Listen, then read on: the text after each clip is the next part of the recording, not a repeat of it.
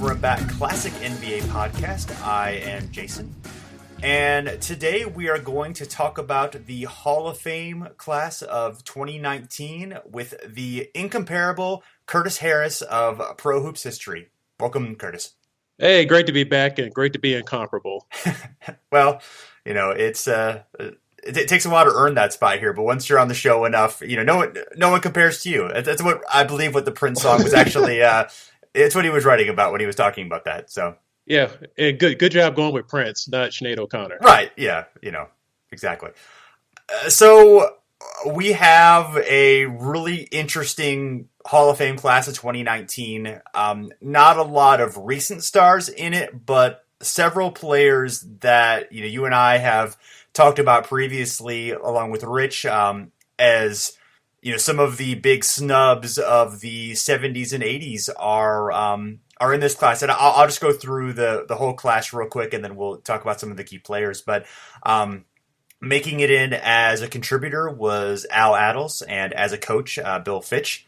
And then as players, we have Jack Sikma, Carl Braun, Teresa Witherspoon, Chuck Cooper, Bobby Jones, Paul Westphal, Vlade Divac, and Sidney Moncrief. And then two teams made it in as well.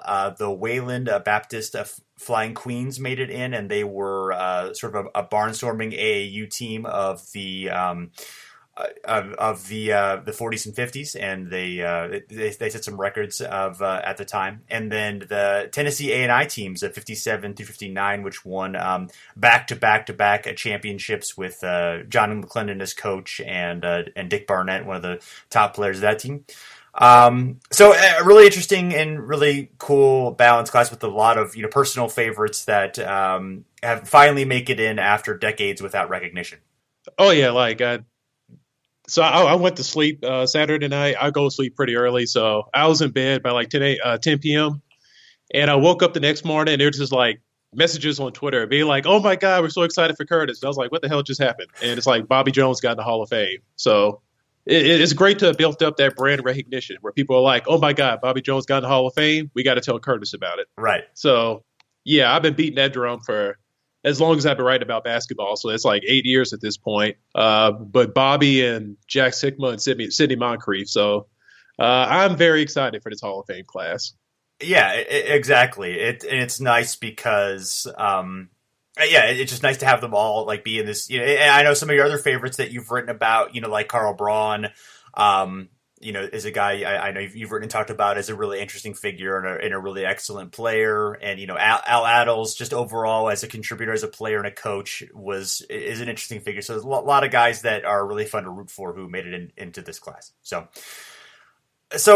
well, let's talk about you know, some of the key ones. I think we'll start with Bobby Jones, of course, personal favorite of yours. 10 times all defense, 9 times on the first team. Also was once on all ABA second team, a 5-time All-Star. He was the very first NBA Sixth Man of the Year. And he had 8 seasons where he finished top 10 in box score plus minus, including 3 second place finishes. So if you look at, you know, his standard box score stats, you know, they're good, but not, you know, particularly, you know, the most impressive thing in the world. I mean, he really did stuff the sheet in a lot of different places. I mean, he averaged 12 points per game for his career, 6.1 rebounds, 2.7 assists, 1.5 steals, 1.4 blocks. So he's filling up the box score, but the numbers aren't quite as high as you know, you might expect for certain Hall of Fame players. But you look at just the impact that he had and the connection that he made for those teams and the team success he had both with the Rockets and the Sixers. I mean, you look at that and then you kind of watch how he played and really, you know, what, you know, that he's a Hall of Famer.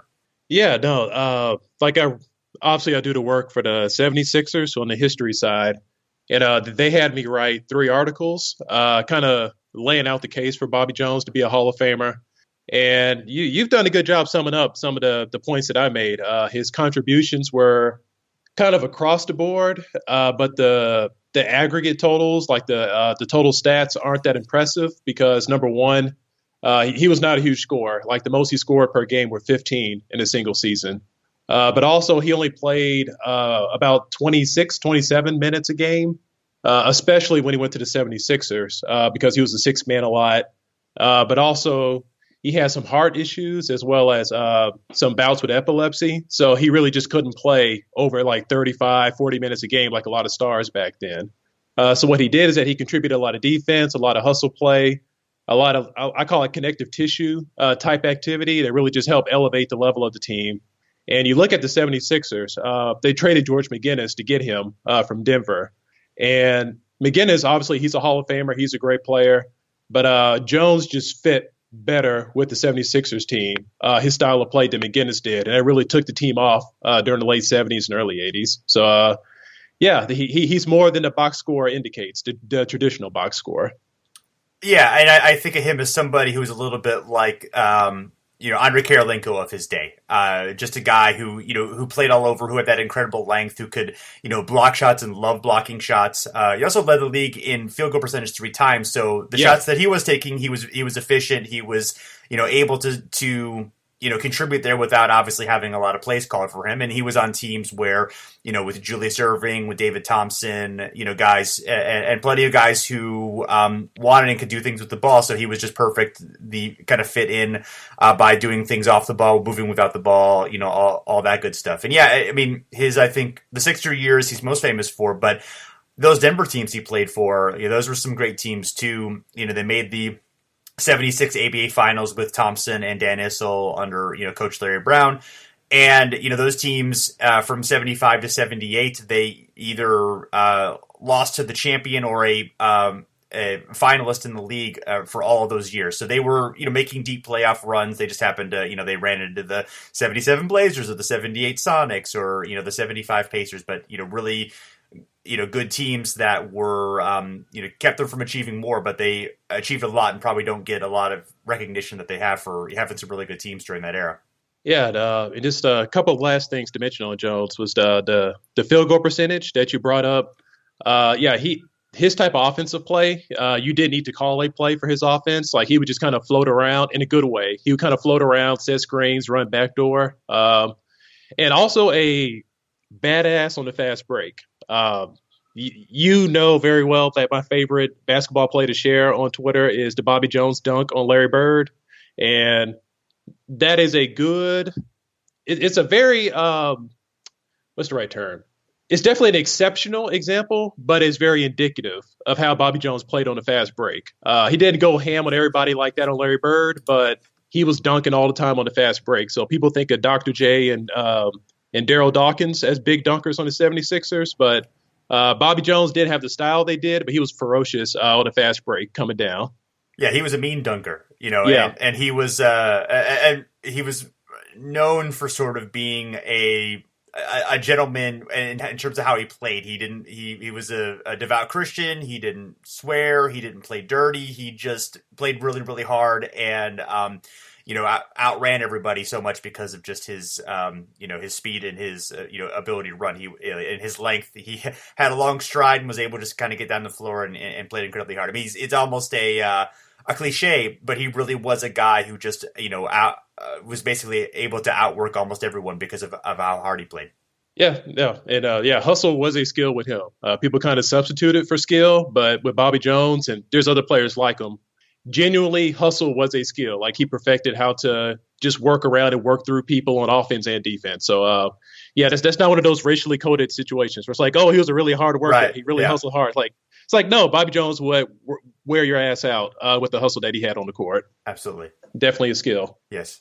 So one thing that I had not realized as I was doing a little bit of research, during his entire tenure with the Sixers, he always had the B. Jones uniform, even when there was not a Jones on the team, because Caldwell Jones was left after the Moses Malone trade, and then Charles Jones was on there in 84, but even in 83, when there were no other Jones, he still was B. Jones on his uniform. So, fun fact.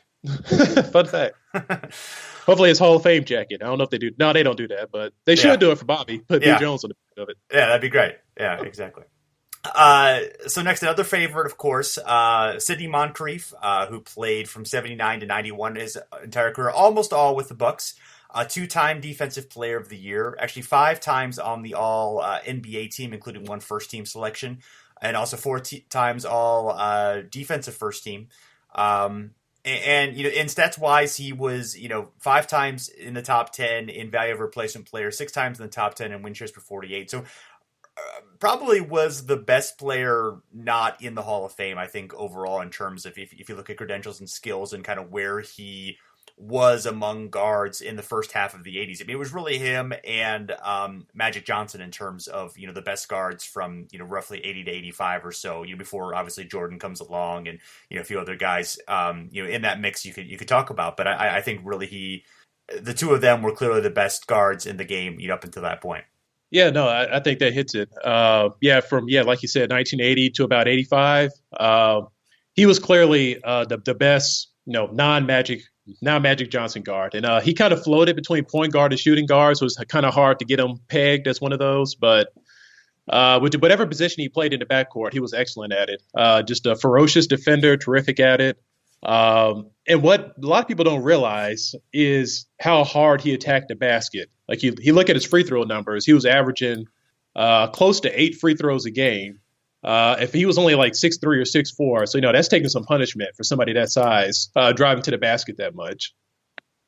Yeah, and he was just and he was good. He was a balanced player in terms of scoring and distributing. And the Bucks were sort of an interesting team at the time, where a lot of their playmaking came from the forward positions. Yep. with Marcus Johnson early on, and then later on with Paul Presti and those guys. Yep.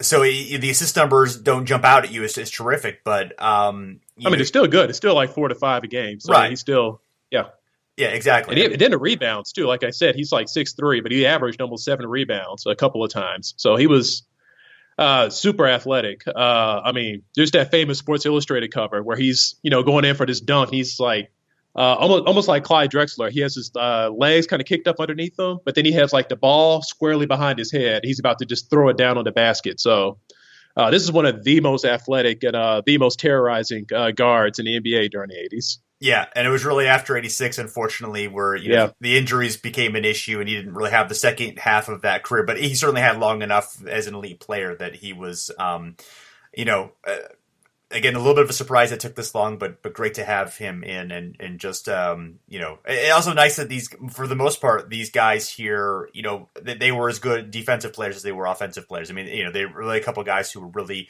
known for that and were stout defensive players. So good to see that being recognized.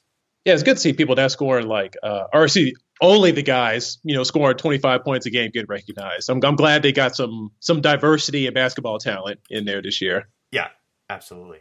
And then another one of the guys we've been talking about for why aren't the guys who are on the list of why aren't they in the league? Jack Sikma, the center from 78 to 91 with the Sonics and the Bucks.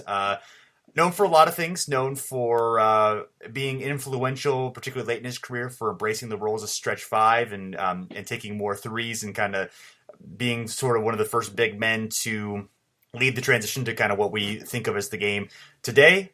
Great player for the Sonics, led them to their championship. Once led the league as a center in free throw percentage. And, of course, we can't forget his beautiful blonde curls. See, I thought you were going there first, so I was waiting for it. Right. Eric. The golden locks. Yes. And actually, when I was in Minneapolis, maybe I guess it's almost 5 years ago now, when he was an assistant with the Timberwolves. I was at a game and I was able to get media access. So I'm running around there pretending to be media. Right. And I bump into Jack Sikma in the hallway, and I was like, oh my God, I'm next to Jack Sikma, and he's a huge man. Like he's 6'11" and God knows at least 250 pounds. And I sitting next to him. I'm like, holy shit, I'm next to Jack Sikma. Because he's a big human, but also he's a big human that I admire. Because as you mentioned, he at the end of his career, the last 3 seasons, he really began progressing. Him along with Bill Lambier, unfortunately. But they kind of started the expansion of the center, moving out beyond the 3-point line. But he was also a really excellent rebounder and a really good passer. Not a great, but a really good scorer as well. And a really good defender too. So I'm kind of shocked it took, I am and I'm not, but I'm kind of shocked it took them this long to induct Jack Sikma, because he played for, maybe 14, 15 years, had the championship, made the All-Star team 7 times. And it's just like, this guy is really good. Great. I don't know why it took them, almost 30 years to get him in the Hall of Fame after he retired.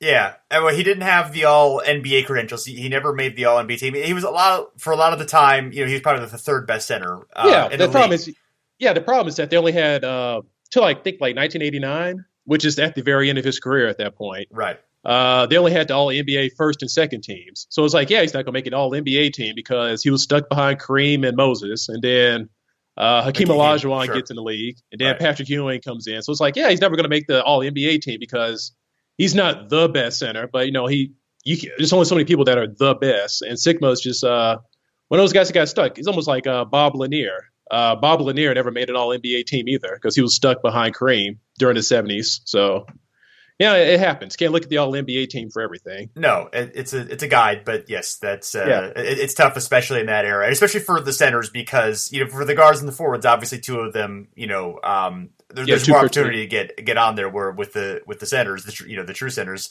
now that they've been less, when they're a little bit less positionally, restricted, it makes it easier. That's why I know you've argued this, but we should go back to positionless all NBA teams. It'd be fair.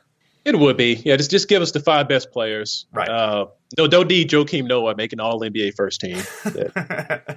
Or DeAndre Jordan. Probably the bigger. Yes, yeah. It's funny to look back on some of those. I'm like, oh yeah, he was definitely not the 5th best player in the NBA that year, but.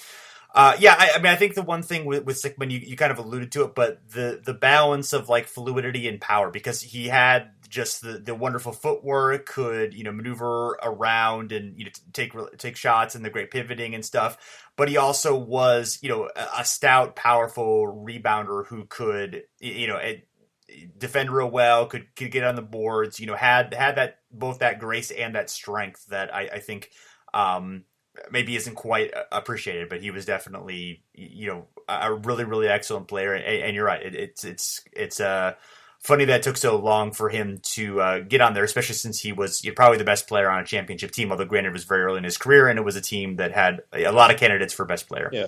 Yeah. And that's kind of a theme with this year's inductees.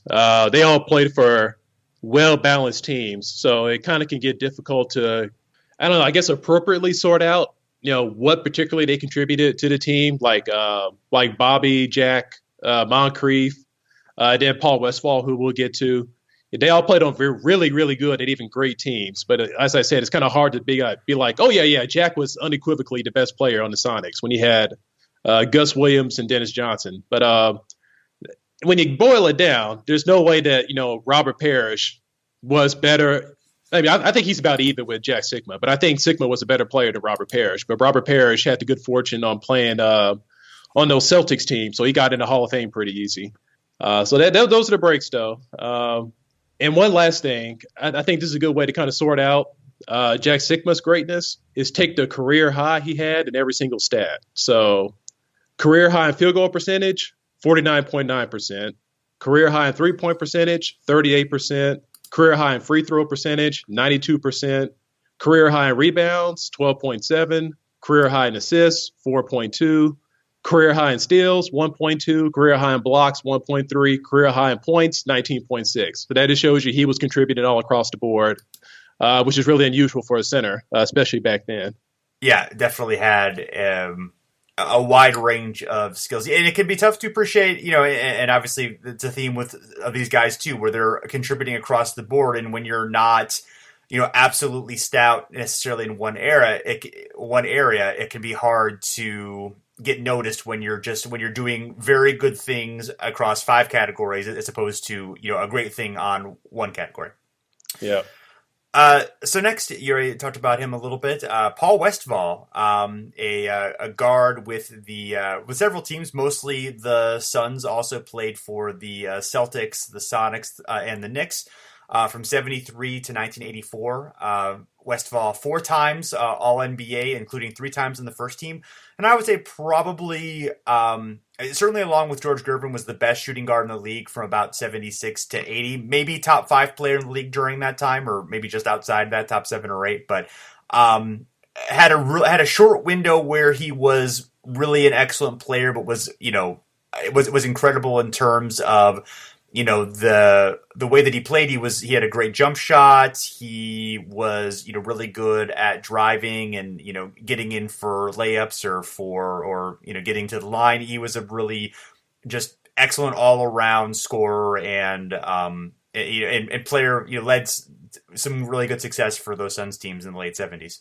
Yeah, no, the thing with him, actually, I'll admit, I was a little bit surprised that he got in. Not in a bad way. Like I'm in favor of him being in the Hall of Fame, but I didn't think they'd ever pick Paul Westphal. So it was a pleasant surprise. But as you said, like those late '70s years, it was him and Gervin as shooting guard. He definitely played better defense than George Gervin. There's no doubt about that. And don't think he was ever a top 5 in the NBA, but he was scratching it and he make you think about it. So I think that's worthwhile. If for 3 or 4 years in a row, you're making people think yeah, this guy might be one of the top 5 players in the NBA. And his drives to the basket are just, it is, what's the phrase? Is it like whirling dervish? Is this? I believe so. Yes. Yeah. Like that's the perfect way to describe him. Cause when you watch him going to the basket, he is, striking through people. And then when he jumps, he's kind of like twisting and he's even doing like 360s in the air. Look at the 76 finals. There's like 3 times in one game where he was like doing 360 jump shots and layups against the Celtics. And he was ambidextrous too. So anywhere like 10 feet within the basket or by the basket, he was shooting it with either the right or left hand. So this guy was just phenomenal for those 5 or 6 years with the Suns before the injuries got him in the early '80s. But yeah, I'm in favor. I was surprised, but I'm in favor of him going into the Hall of Fame. Yeah, I said that he was an elite player for a relatively short amount of time, but I think you look at it's similar to like a Tracy McGrady, who I think McGrady had higher highs and had a longer career, but I think it's kind of the similar thing. I mean, the interesting thing about Westphal is his first 3 years in Boston from like '73 to '75, where he was coming off the bench, was a fairly probably could have contributed at a higher level earlier on in his career, but didn't really get the chance until he went to Phoenix. Yeah, and the funny thing there, of course, is Brad Auerbach didn't want to pay him, so right. It's like that's the Celtics still won a championship the next year against Westphal and the Suns, but. Right. That's actually not one of Red's good trades. He traded Paul Westphal for basically Charlie Scott. Yeah. So Red wasn't perfect. That was one of his bad trades, but shouldn't have gave up Paul Westphal. I guess not. But the Red in the '70s, there were some years there that did not go well. But I guess you get Larry Bird and everything turns around, and then people forget all about it. Yeah. Yeah, all's well that is well. It is.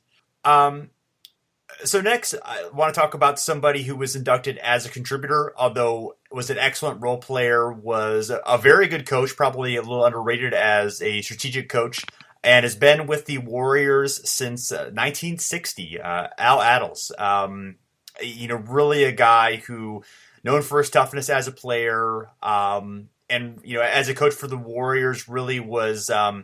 Particularly that '75 team that obviously led by Rick Barry, but had a lot of great young contributors like Jamal Wilkes, obviously, and Jeff Mullins just was able to play a lot of guys and was able to sort of zig while the NBA was zagging, and won a championship and a big upset over the Bullets in the finals that year. Yeah, that's one of the weirdest NBA Finals winners was the '75 Warriors because, like you said, it was Rick Barry was clearly the star. He averaged like 30 points a game that year, but then everybody else was. I'm looking it up. I need to look up the exact stats because I don't want to be completely wrong here. Here we go. This is the stat I was looking for. It was the minutes per game. So like Rick Barry was 30 points and 40 minutes a game.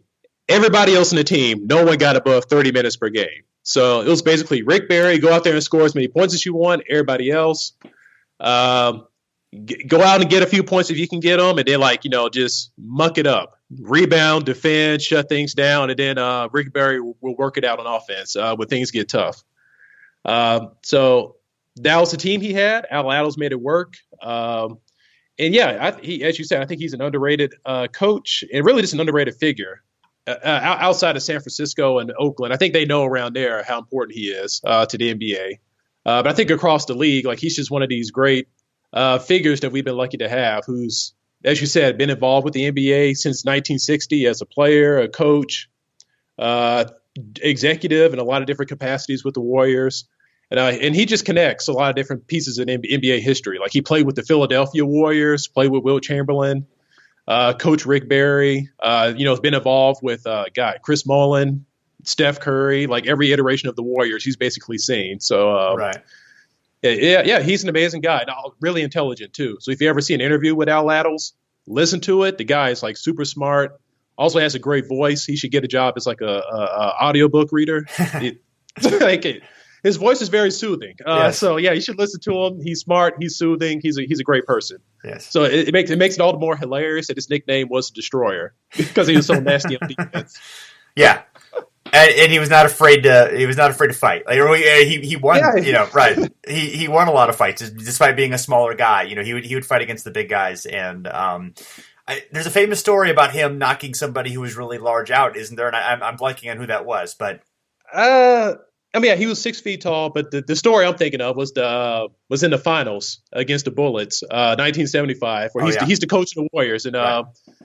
Who was it? Was it Wes Unseld? It wasn't Wes. Was it Mike Reardon? It was somebody on the Bullets team that did something like, it wasn't over the top, but it was like slightly like a hard foul or something on the Warriors. And Attles just completely lost it. It was trying to fight the guy. I think he got thrown out the game. But the team won the game. So it's like Attles being motivational. It's like, all right, I'm going to go try to get into a fight to lift the team up. And it worked. He had every coaching tactic. Yes, exactly. Yeah, it was Mike Reardon was I think they thought they were trying to get Rick Barry kicked out. Like Reardon was trying to go after him, and then Attles got into it and got ejected, and of course the Warriors would win Game 4 and would sweep the Bullets to win that championship. But yeah, that's a fun one for sure, and he's nice to see him get honored, get his due there, and obviously you combine all the contributions that he had, definitely a slam dunk for him to get in and get honored. Next we have Karl Braun, who was a guard mostly with the Knicks from 1948 to 1962, did end his career with the Celtics, getting a championship in his last season. Twice was a second team All-League and 5 times was an All-Star. He actually set a league record with 47 points in his 11th game was the all-time scoring, I guess, pro scoring record, since it was more than any had been in the NBL. Before, of course, Joe Fultz and other players broke that record later. But had a real nice career. Was a great guard.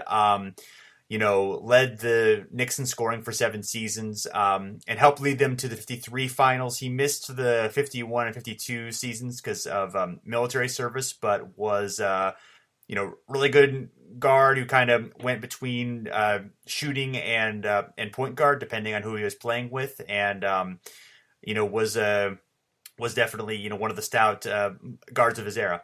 Yeah, so kind of like Sidney Moncrief, Braun kind of did that sliding between the point guard and the shooting guard. So late 40s, early 50s, he was playing alongside Dick McGuire. So Dick McGuire, absolutely the point guard. So Karl Braun's more of the scorer at that point. But then late 50s, Richie Guerin joins the team, and Guerin, he's the scorer. So Karl Braun shifts over to be like the point guard at that point.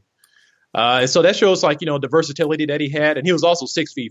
So this is a tall dude, especially for that era, making this shift from shooting guard to point guard and being versatile enough to fulfill those roles for the Knicks. And then with the Celtics, like you said, he got that last season, got a championship, added the deal. I share this story all the time on Twitter because it's just one of my favorites. So Tommy Heinsohn wrote his autobiography back in the 70s. It's a great book. You should go read it. But Tommy talks about this time the Celtics were in Indiana, and the mayor of the city gave the Boston Celtics it's for an exhibition game. The mayor of the small city in Indiana gave them a key to the city. Later on that day, the Boston Celtics encounter some racism. They can't eat at this restaurant. Karl Braun gets pissed off, and Karl Braun takes the whole team. They go to the mayor's house, and Karl Braun tells the mayor to shove the key to the city up his ass. And I'm just like, Karl Braun. Yeah. I don't care what you did on the basketball court. That's the greatest thing I've heard about your whole life.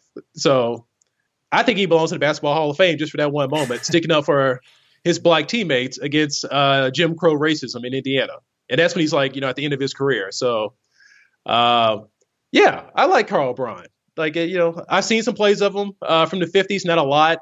He seemed like he was a very fluid player, made some great bounce passes I saw in the All-Star game, some highlights I've seen. But, yeah, I'm sticking with the Key to the City story. That's what makes me love Carl Braun. That's a great one. Apparently, so Marty Glickman, the broadcaster, he was the one who popularized the term swish. And apparently he gave Braun credit for the origin of that term. He said it following a good shot during warm-up. So there you go.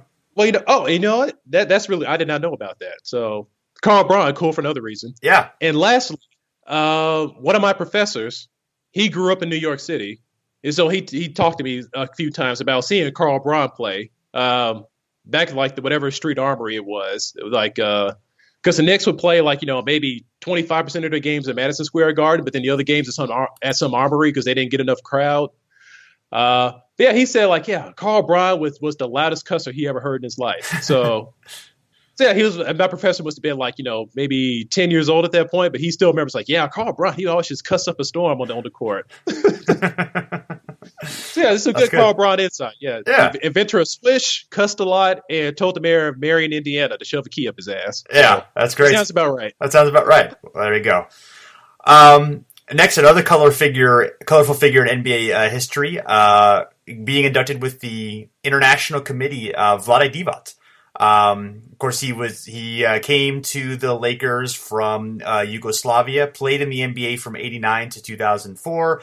I think probably known best for the years near the end of his career when he played with the great Kings teams with Chris Webber and Mike Bibby and Peja Stojakovic, and was really, a fun guy to watch, just in terms of his passing. Another kind of do everything player, at least maybe not defensively, but offensively. Was going to definitely not defensively, right? But was going to give you a lot of he was a good passing big. He could score. He could kind of do everything. But again, on one end of the floor, but wasn't really a star in the league, but was a guy who usually made his teams better. He was on some pretty good teams. He played briefly with the Hornets too, on kind of a fun team in '98, and was just kind of a fun figure in the league.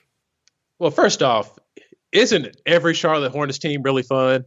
No, this is one of the things I noticed. Like last summer, I was just looking through, of course, Basketball Reference, just trolling through it, and I was like, damn, every Charlotte Hornets team, like from the '90s through the early 2000s, was always just hilarious. It's like Glenn Rice, Larry Johnson, Vlade Divac, Anthony Mason. I'm like, there's always a fun-ass team in Charlotte. Yeah.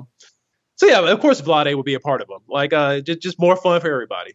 But I do want to say, I don't want to slight Vlade too much on the defense. He was a good, decent rim protector. He did get a good amount of blocks a game. But we can't forget about the flopping. Yes. I don't like the tactic, but it was a defensive tactic that did work. Got a lot of players in foul trouble, and that helps the team. So sure. So Vlade brought the theatrics with the passing, but also the flopping. Elevated it, you can say, in the NBA through his long career. But it was a pleasure to watch Vlade, especially with the passing. You could tell the guy enjoyed playing basketball. So even with the flopping, you got to love his career because just the joy he brought to the game. Yeah. And the impact he had, being one of the successful international players in the NBA back in the 90s. Yeah, really the first to have a really long career in the NBA. Really, I mean, he was kind of the first. A lot of the other guys kind of came over later, and were successful, for 5-6 years or whatever. But yeah, he had a 15-year career in the NBA basically. So yeah, he was fantastic for sure. Of course, now is a general manager with the Kings. I'm going to be guessing that he's probably not going to be getting inducted as an executive. So I think this was probably he's kind of turning it around the last couple of years. So it's been better. That's true. We got a while before we're going to begin, before we're going to be comparing to Jerry West. But yeah. Hey, at least he's not David Kahn territory anymore. No, not anymore. It's getting better.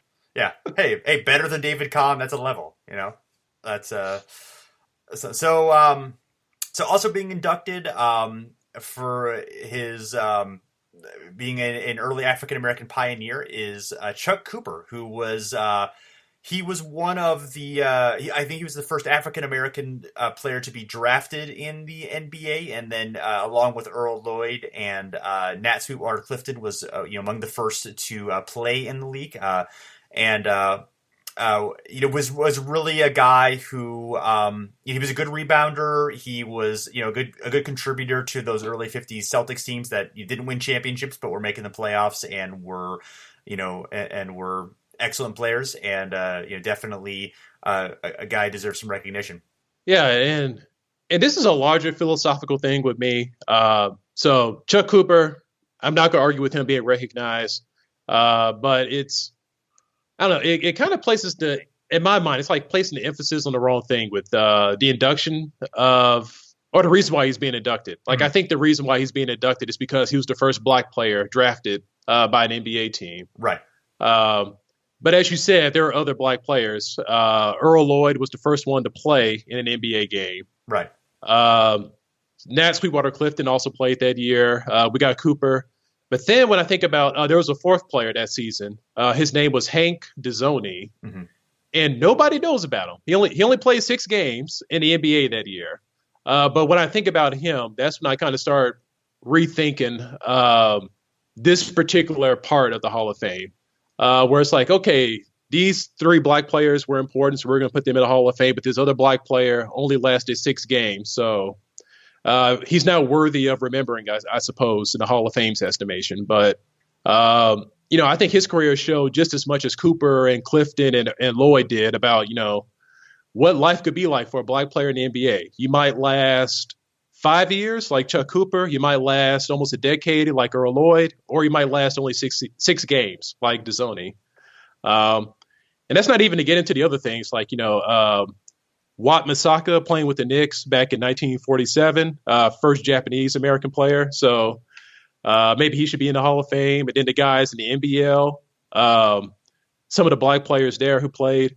So I feel like Cooper and everybody else should be recognized, but I'm not sure this is the right method to do that recognition. So yeah, I got some complicated thoughts on it. Not trying to besmirch Chuck Cooper. Again, I think he needs to be recognized, but I think the Hall of Fame needs a better method and a better tool for recognizing the kind of the weird integration process from the mid 40s to the mid 50s to happen in pro basketball. Right. And with Cooper and with, all the African American players of that era, there's probably a sense that, had they been given, appropriate opportunities to break into the game. And if, a lot of the early 50s African American players were really, the role that they were told and had to basically accept was, you're a rebounder and defender, and we're not going to let you score. So, had there been the right opportunity, he probably could have really put up the kind of numbers that you would think of a Hall of Fame player. But just because, obviously there were limited opportunities to even be in the league, much less, actually, play to your talents. That makes it tough because it's like, obviously it's not the Hall of Fame's fault, that 60, 70 years ago, Chuck Cooper, was only able to get at a certain point because of how the league was. So, I think he deserves honor because of that, but I totally get what you're saying where it's like, okay, yeah, he's being inducted because he was among the first to do so and did so with a level of success. So, that's a really hard thing to weigh and sort of, fit into the Hall of Fame, for lack of a better way. Yeah. Yeah. And according to Chuck, so this is a secondhand source, but according to Chuck Cooper's son, Cooper did complain. Because Cooper died like in the mid 80s, so he's been dead a while. Mm-hmm. But his son has said that Cooper complained that, he felt like he wasn't utilized. As you were saying, like to the best of his ability in the NBA. Like he was kind of, I guess, pushed to the side to a degree because he was black. And a similar thing was said about Earl Lloyd. And it wasn't, I don't want to say it was like completely a conscious effort by teams or coaches back then, but something was going on because Earl Lloyd also complained that he was told, to rebound, to play defense, even though he was a decent scorer back in college. And he always griped that, I never had to play. in Syracuse. He's like, all the starters, they had to play. Dolph Shays, Paul Seymour, they all had to play. But Earl Lloyd, he was the starter. He never had an offensive play. They would call for him. So that speaks to some of the troubles that happened back then. And I don't know how to fix it with the Hall of Fame, but I feel like there's just a better way to go about trying to just educate and showcase what their process was. But I'm happy Chuck Cooper's in there, and hopefully his inclusion will be a way to help out with that process. Yeah, absolutely. So the last inductee with NBA connections is Bill Fitch, finally in as a coach. He was Coach of the Year twice in the NBA in '76 with the Cavs, leading them to their first success in 1980 with the Celtics. Led the Celtics and later the Rockets to the NBA Finals. Was the second coach in NBA history to lead a team to 3 straight 60-win seasons. Also had a long college coaching career with North Dakota University. And, the knock against him was always that, he had a losing record as a coach overall. But, when it came time to, for the most part, for almost his entire career, maybe up until the last few years when he was a little bit older, he was getting the most out of any team that he coached. And was able to, really, make these teams, put them at another level with his coaching, with teams that had some great talent. Yeah, he was a turnaround artist, or in the case of the Cleveland Cavaliers, a build-up artist, because that was an expansion team that he took over. But yeah, no, everywhere he went, the team sometimes immediately got better. Other times it took a couple of years, but he was clearly, building up a team that had bottomed out. So right, the Cavaliers, he escalates them to winning a series, and let's not underestimate that right there, because I think their first maybe 20 seasons, the Cavaliers only won one playoff series, and that was the one that Bill Fitch got them to win in '76. Then the Celtics, who we were talking about earlier, they fell on some hard times in the late 70s. And then Fitch, along with Larry Bird, joining the team. So let's not underestimate that. But Fitch steps in and, bumps them up to 60 wins. Then they win the finals a year after that. The Houston Rockets, they bottom out, got Ralph Sampson. Fitch steps in as coach. Then they get Akeem Olajuwon. Lo and behold, during the NBA finals a couple years later. He got the early 90s Nets into the playoffs. And then the Clippers, Jesus Christ, the Donald Sterling late 90s Clippers, he got them into a playoffs. So, yeah, the guy has a losing record, but that's because he was taking on reclamation projects for the most part. It was building them up to be playoff teams and even championship caliber teams. So that's one absolute, no doubt about it, reason why he should be in the Hall of Fame. The other, the guy was obsessed with the film. He's one of the guys that introduced the idea of film study to pro basketball. So if anybody listening, if you get Lenny Wilkens' autobiography, it's called Unguarded.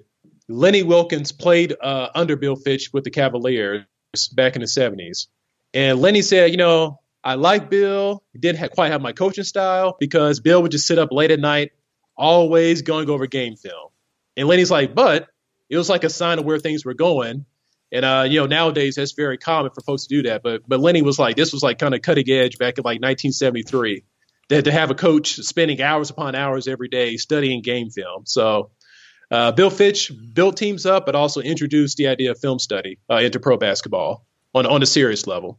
Right. Yeah. And definitely, was part of, I think a generation of coaches in the early 70s that really kind of transformed the profession from, being where there was much more structured coaching going on. There was much more structured play or play calling and teaching. And it was something where it became much more of professional in a sense, where I think previous to that, obviously the teams had plays, but it was a more, there wasn't as much of an emphasis on the skill development. There wasn't as much of an emphasis on the strategic aspect of, of the coach. And I think, obviously Fitch was a big part of that. Larry Costello, Hebe Brown, a few other guys who really kind of took coaching in a new direction and into a new level I think for better and for worse, honestly. But Fitch obviously was a great tactician, great coach. Yep. Well said. So, looking at, we've gotten a lot of our favorites in the 2019 class. Next year in 2020 is going to be the first year that Tim Duncan, Kobe Bryant, and Kevin Garnett are eligible. I would assume all three are getting in on the first try. If they're not, there's something very wrong there. But looking at who do you think are going to be the guys that you're going to be really pushing for recognition next year or in the next upcoming years? Now that we've gotten so many guys that we've been pushing for in. Well, I think from the era, I guess we could say that, Sikma and Moncrief and Jones were from. I say Marcus Johnson is still an outstanding player that has yet to be inducted. And he was a finalist this year, but didn't make the final cut. So Marcus Johnson definitely ought to be in. And then from a bit earlier, we got Bob Dandridge from the 70s Bucks and also Bullets. He should be in the Hall of Fame. And then there's a couple of cases where these guys might only get in through the Attles route, being a contributor because they were a really good coach, but also had a really good playing career. But, I guess for some reason, neither one is quite good enough on its own to get in the Hall of Fame. I would say Larry Costello and Rudy Tomjanovich are two other guys that need to be in the Hall of Fame. Because if you look at the totality of what they did for the NBA, they should be in the Hall of Fame. But as I said, if you break it up to just playing or break it up to just coaching, there's room for doubt for people to not let them in the Hall of Fame with either one of those on their own. So bundle them up, put them in as contributors, Rudy T and Larry Costello. So those are my four guys. Tomjanovich, Costello, Dandridge, and Johnson that I hope get in next year. Yeah, and I think particularly Dandridge and Johnson are guys who really kind of the guys left from that era. Yeah, I do think Rudy T eventually will get in, and maybe Costello. And you're right about the combined efforts. Although Costello as a player, might even merit that on his own. I think that, but yeah. We don't know who the voters are, so I can't really point at somebody and complain. But whoever they are, the voters don't agree, apparently. Yeah, apparently not. But yeah, of the more recent guys, for me, I think it was weird that Chauncey Billups wasn't even on the ballot this year. He wasn't even a finalist. And when I think he's definitely a guy who probably, is a first ballot guy. The fact that he wasn't even on the ballot is weird. I think he'll eventually get in. I mean, obviously it hasn't been that long. Ben Wallace is another one who I'm surprised didn't get in on the first shot. And then the more recent example of a guy who's been snubbed for a while, who a lot of people think should definitely get in, and I would agree he should get in at some point, Chris Webber. Those are kind of the weird, more recent type guys who I'm surprised haven't made it in. And Billups, the extra thing about him not being a finalist just baffled me. Well, I kind of hold off my fire for 10 years after a guy's retired. So right, Billups and Weber and Ben Wallace, I think they should be in the Hall of Fame, but I'm holding back on my fire until it's been a decade after they retired. Then I'll start getting irate that they're not in the Hall of Fame yet. Yeah, takes a little time. Got some people to work through. I mean, sure. Jack Sikma just got in, so right. But one person I am starting to bring out the guns for is Tim Hardaway. So. Mm-hmm. I think it's been long enough. Tim Hardaway also needs to be someone that gets put in the Hall of Fame, especially if Mitch Richmond and Chris Mullin got in. It's I shouldn't badmouth people. I'll just say Tim Hardaway is as good as those two guys. Right. I know. I would agree. If they get in, why ain't Tim Hardaway? And also Alonzo Mourning. If Alonzo Mourning's in, why is it Tim Hardaway? So, right. Yeah. No, I get you. Actually, Weber he retired in 2008, so it has been more than 10 years for him now, which is kind of hard to believe. Yeah. Man, yeah, I was trying to remember, when did Weber retire exactly? Yeah, right. Okay, I think it's time now to, right. If he doesn't get in next year, I think I'll be officially on the bringing out the big guns to be like, Chris Webber needs to be in the Hall of Fame. Yeah. Yeah, I think a few others that I would say I think should be getting in fairly soon, and we'll see what kind of what happens. Some of them might be tough. Sean Marion, I think he's another guy, and he's a more recent guy, obviously, but I think he's a guy who's really worthy of some consideration. Not sure if he's going to be in.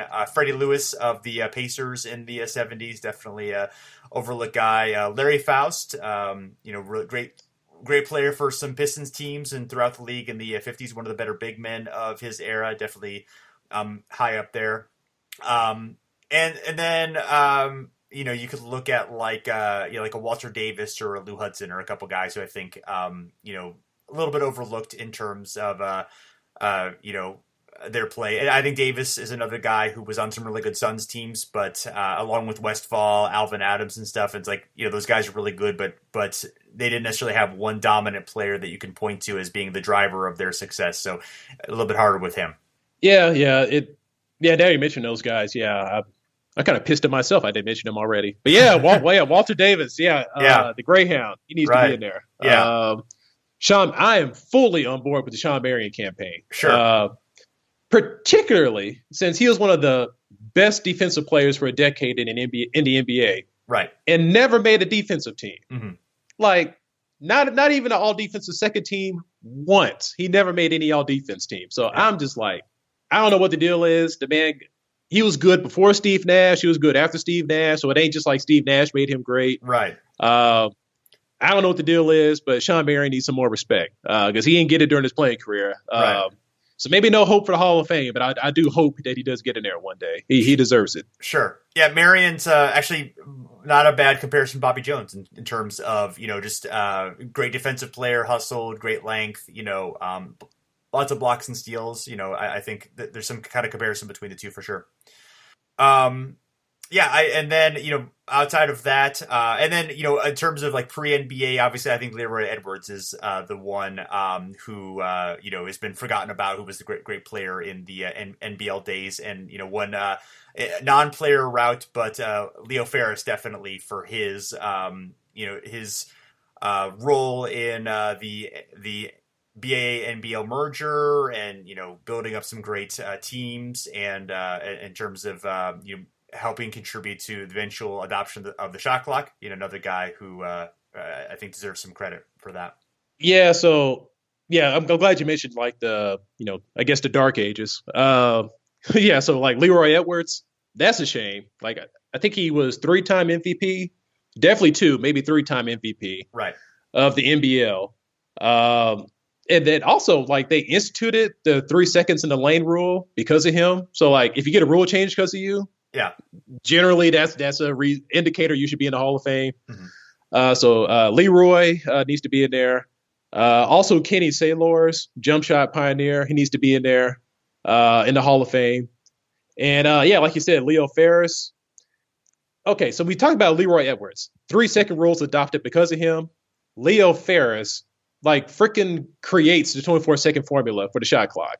So literally every single game of the NBA, every single play of the NBA is dictated by something that this man did. And when you think about it that way, it's just like, how can this man not be in the Hall of Fame because of something he did that was so instrumental in that way? Yeah.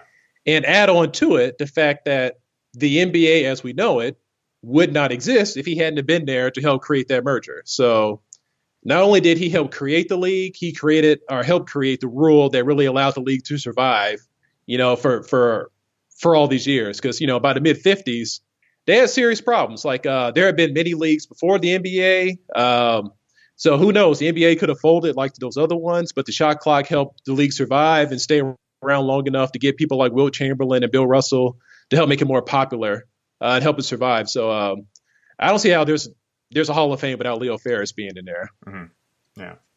Well, it'll be interesting to see who gets in next year. Of course, with Duncan and Kobe and Garnett, it'll be tough to get a lot of guys in, tight. but we'll see how it goes.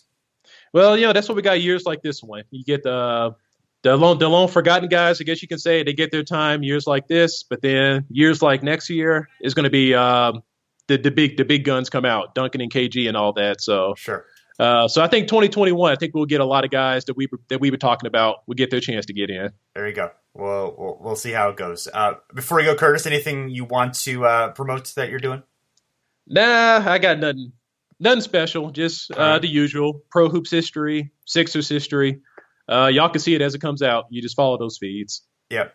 All right. Well, thank you so much, Curtis, for being on the show. And thanks, everyone, for checking us out. You can find us at the Step Back at fansided.com. And you can find us on iTunes, Stitcher, where you ever listen to your podcast. Just search for Over and Back. And on Twitter and Facebook at Over and Back NBA. So thanks again for listening. And we're back again soon.